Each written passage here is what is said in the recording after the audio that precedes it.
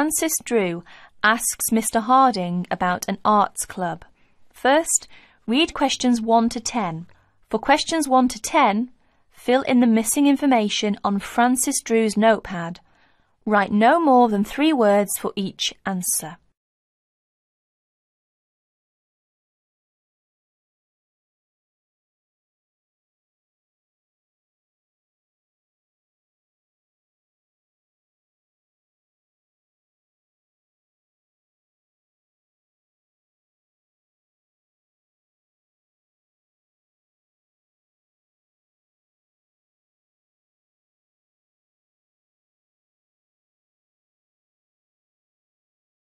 Now listen carefully and answer questions 1 to 10.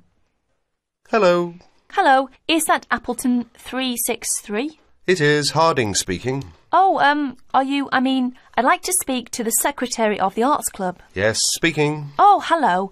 My name is Francis Drew. I just moved to the area. My classmate and we'd be interested in joining the Arts Club, but we'd like some more information, really. You know, about joining and the sorts of activities you do. Yes, well, what you want's our calendar. Ask at the library. I'll make sure that there are plenty there by Thursday. That's all right for you? Yes, fine, thank you. But would you mind telling me how much it costs to join? Membership fee for an adult is £2.50 per year, of course. What exactly does club membership entitle one to? Entitle you to? For a start, there's the club events. You get invited to them, of course. They're for members and only, they are free. What sorts of events are there? You'll see what they are when you get hold of a calendar. But, well, there's club evening, for instance, once a month, usually Wednesdays from 8 till 10. And whereabouts do you hold them? Club evenings, the beach pavilion. Do you know it? No, I don't think I do. It's not near the seafront, is it? No, up past the tennis courts on Park Avenue. You know where that is. No, I'm afraid I don't. We'd soon find it, though. Quite good. I don't know what your interests are. Music. Got any musical talents? I'm not sure about talents exactly. I like music. We both do. Do either of you sing? Oh, yes. We've both been in choirs. Well, there you are, then. The club's got a very fine choir. Very fine. I'm in it myself, as a matter of fact. We have practices every Friday evening. And it's no good just thinking of joining if you can't make the practices. No, of course not. But what's the procedure? If we decide to join the choir or any of the other activities, how do we go about it? You can't get into the choir without an audition. As far as the other sections are concerned, members have to apply through the section's secretary in the first place. Yes, right. And the fee again, I've written it down somewhere. £2.50 each. And where do we send it? To you? No, I'm the secretary. It's the treasurer who deals with that. I'll give you his name if you want to write it down. Yes, please. His name is Hosegood. Hose and then Good. Yes. Initial P, address 3 Clay Hill, Appleton. Right. And it's all right to send a cheque? That's the usual, yes. Payable to Appleton Arts Club. Appleton, Appleton. Oh, and better put your address on the back as you're new. And incidentally, there's a newsletter out 3 times a year, just to keep club members up to date with what's going on. They're sent to everyone. That's good. Just one last thing. Would you mind telling me what the other sections are, so that I can tell my classmate and we... The players, that's our act group I've told you. Choir, you know about. There's the gramophone circle, the music workshop, the literary and discussion group. Oh, that one meets in different members' homes. Then there's the studio workshop, and, what have I missed out? Oh, yes, the art talks. That's the lot, I think. The Film Society. That's the other one. Got them all. Ah, yes, just about. Thank you very much. You've been very helpful. Not at all. Pleased to assist. And look forward to meeting you and your classmate at the club. Yes, thank you. Goodbye then. That is the end of section 1. You will have half a minute to check your answers.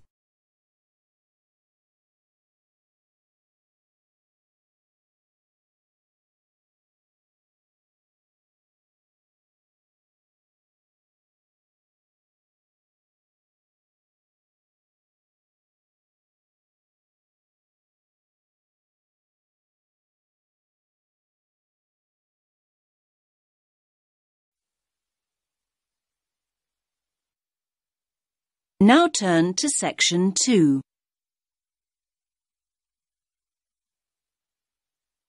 You will hear a guide talking about a tourist programme. First, you have some time to look at questions 11 to 14.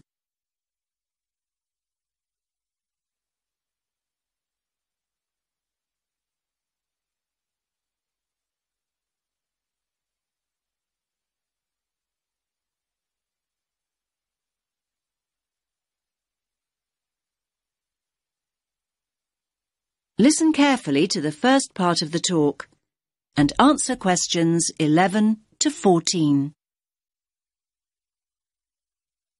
Welcome to all of you. Can everyone see me and hear me? Good. My name's Kathy, and I'm here to tell you about the special programme of events going on here at the Royal Observatory. Yes, it's Doors Open Day here in Edinburgh, and we're delighted that you have chosen to make this very special building part of your own Open Doors Day experience. Now, I'll make a start with giving you some background information about the Doors Open event. Doors Open takes place every year in September, and the observatory is one of the many buildings, 112 of them in fact, that open their doors to visitors for one weekend. And yes, there's absolutely no charge. It's all completely free. The observatory has been involved in this event for more than 20 years. And every year, we attract more and more visitors, like you, who want to find out more about great buildings in the city. And hopefully, you'll leave with a better understanding of the universe too. OK, now let's run through today's programme of events. There are many activities to choose from, so make sure you make the most of your visit. Now, there will be planetarium shows throughout the day. Now, these will run 4 times, both today and tomorrow, Sunday. These are popular, so please note that we're operating a booking system for these shows. Tickets for the 2 shows we're running this morning, the first showing at 10:30 and the second at 11:30, will be available on a first-come, first-served basis here at the information point. Tickets for the 2 afternoon shows at 2 p.m. and then at 3 p.m. will be released later on at midday. So booking is essential as spaces go very quickly. Now you have some time to look at questions 15 to 20.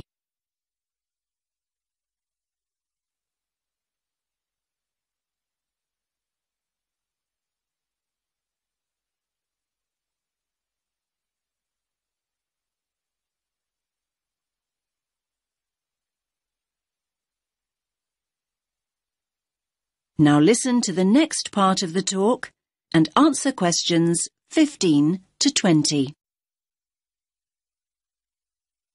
We also have some special tours of the observatory available.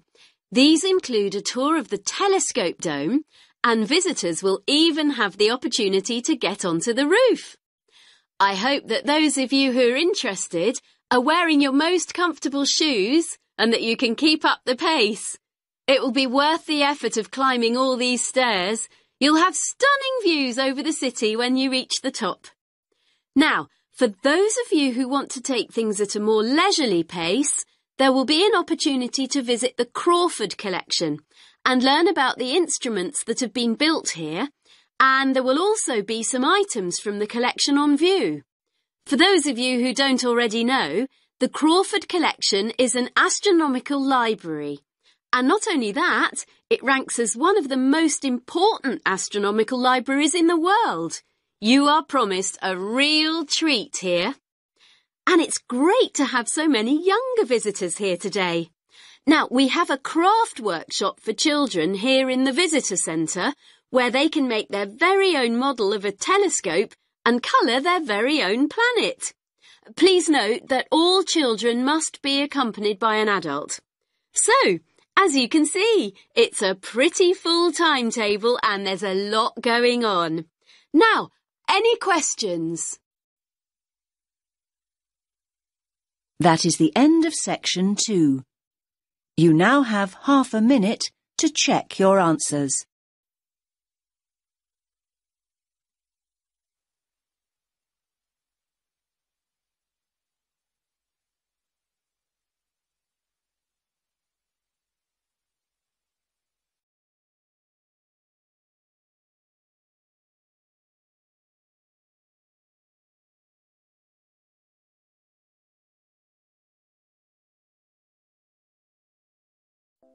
Section 3.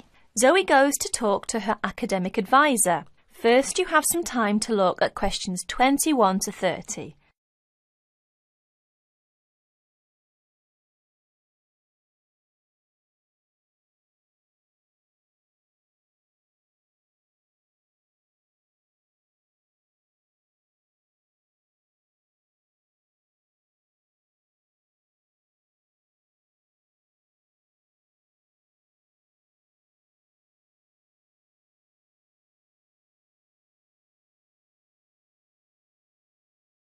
Now, listen carefully to the conversation between Zoe and her advisor and answer questions 21 to 30.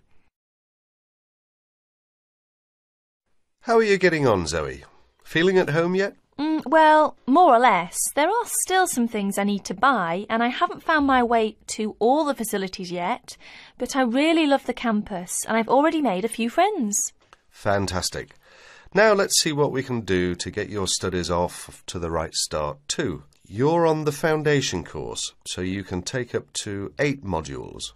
What we advise is that you take 4 modules in the first semester and, assuming everything goes well, 4 in the second. Have you decided which you want to take in this semester? I haven't made my mind up yet. I can't decide whether to take Principles of Marketing or Introduction to International Trade. Well, that depends on your career goal.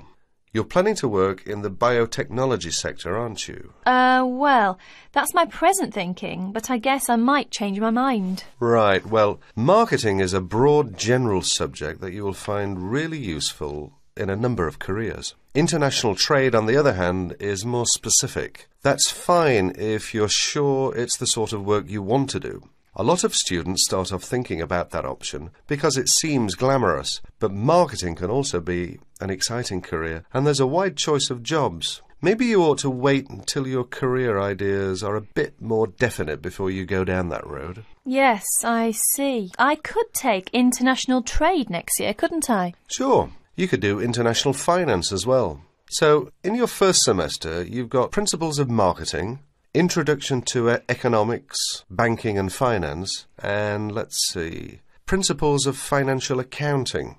How do you feel about that as a package? It's okay, I think, but I'm a bit worried about the maths. There'll be some statistics to do, won't there? Basic statistics, yes, but nothing more difficult than your last year of school maths. I know, but our maths syllabus was a bit old-fashioned. Mostly algebra, geometry, trigonometry and stuff, hardly any stats.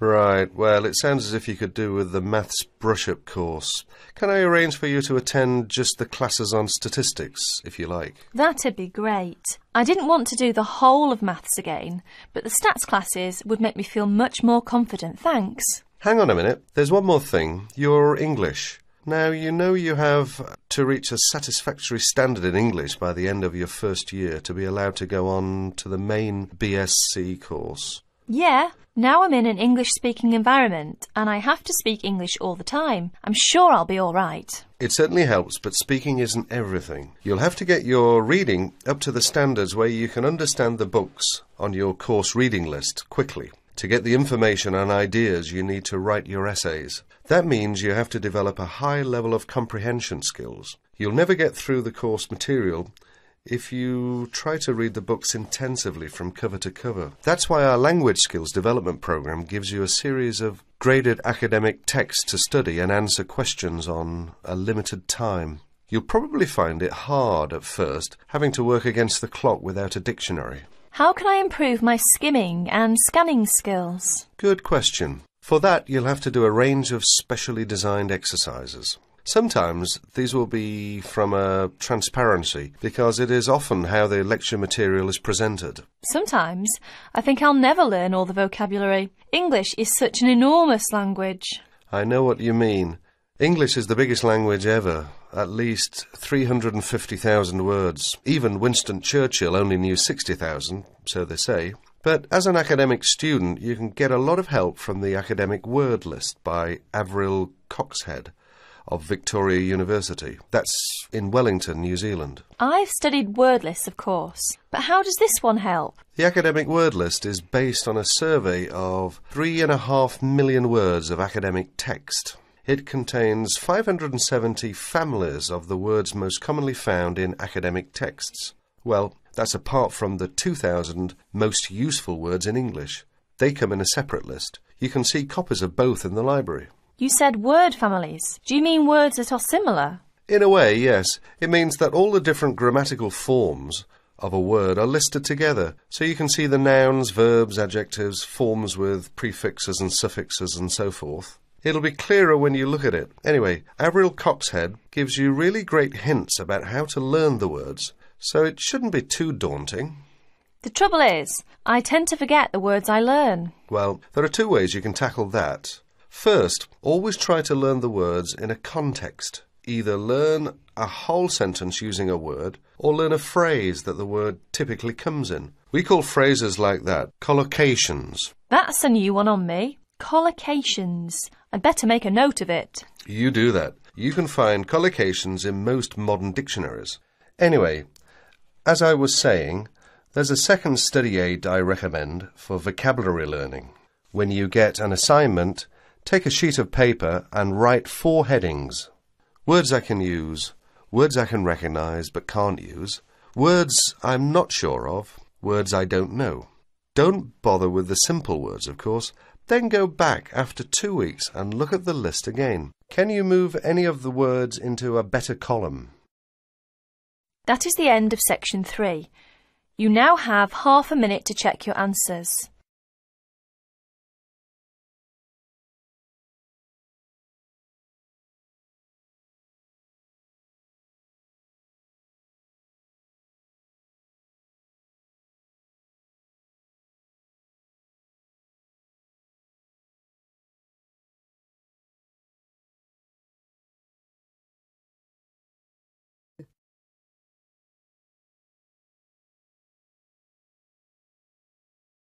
You'll hear a talk given by a foreign correspondent.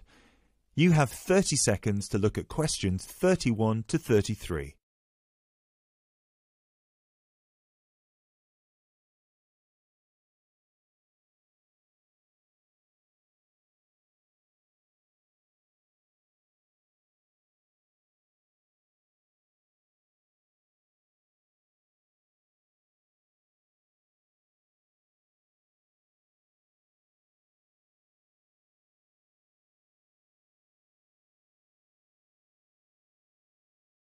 Good evening.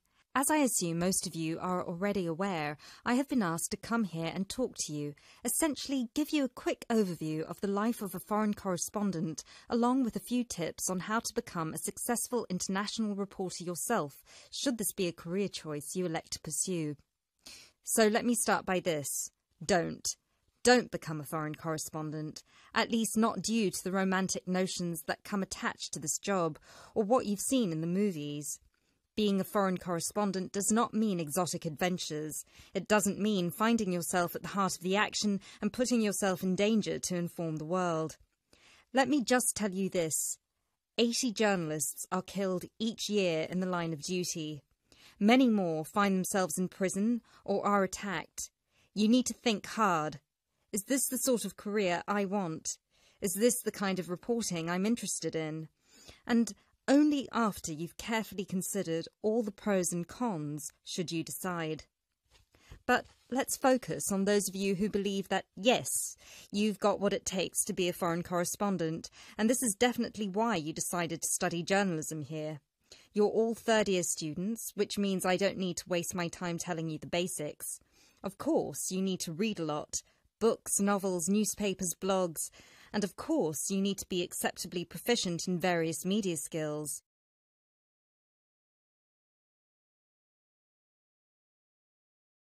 You now have 30 seconds to look at questions 34 to 37.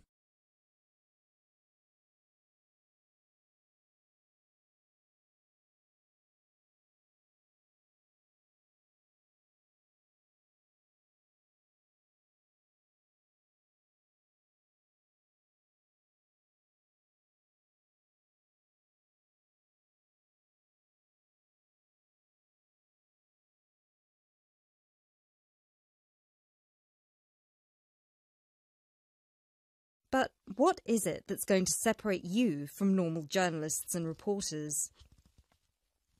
There are 4 things that'll make you different. The first thing is your experience of the world. You can't call yourself an international reporter unless you've been around and seen different places and different cultures. Seize every opportunity to visit other countries, meet people from around the world. It doesn't matter if it's business or leisure, just hop onto a plane and go everywhere. This will expand your horizons and sharpen your mind, something that, as a foreign correspondent, will help you understand better the culture of the country you'll be covering.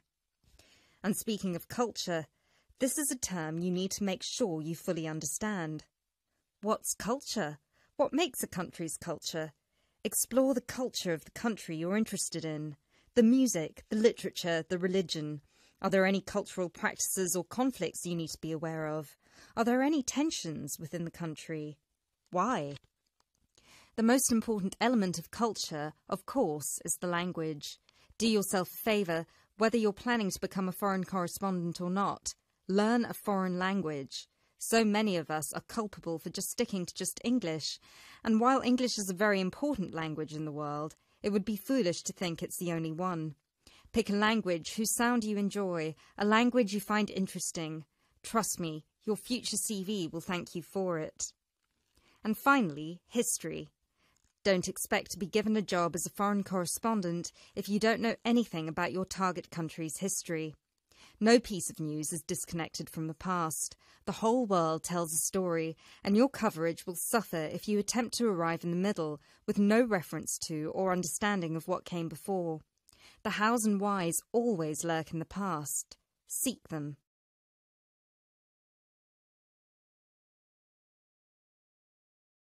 You now have 30 seconds to look at questions 38 to 40.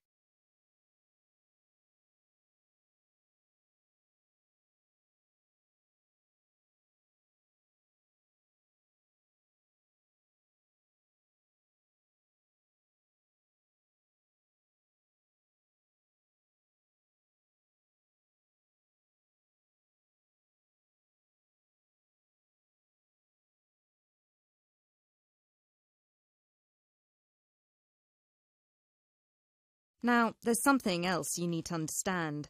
The world of international journalism is changing, like every other industry, due to the internet. The arrival of globalization brought with it a whole new set of rules, and you'll do well to comprehend what they mean for you. Unfortunately, gone are the days when a newspaper would hire you and deploy you to a country. Increasingly, newspapers around the world are beginning to favour freelance journalism, offering opportunities to local reporters with the necessary chutzpah and an understanding of the zeitgeist in their region. What this means for you is that you won't just have to start at the bottom. If you want to sustain yourself as an international reporter, you'll also have to pursue many different avenues at once. You'll need to persevere and push and build contacts everywhere. An old student of mine, a terrible student at university, but an incredibly intelligent woman. She came to find me at a conference that was recently held in Yemen, where I delivered a speech on the future of journalism. She was working for 3 different newspapers as a freelance foreign correspondent, one of them The Times, and she told me that the one piece of advice I gave her that stayed with her and helped her with her career was this: don't be afraid to fail. It will happen over and over again. It's how you deal with it that matters most. So keep this with you, this one piece of advice. Oh, and don't forget, your passports need to be kept current at all times. Thank you very much for listening.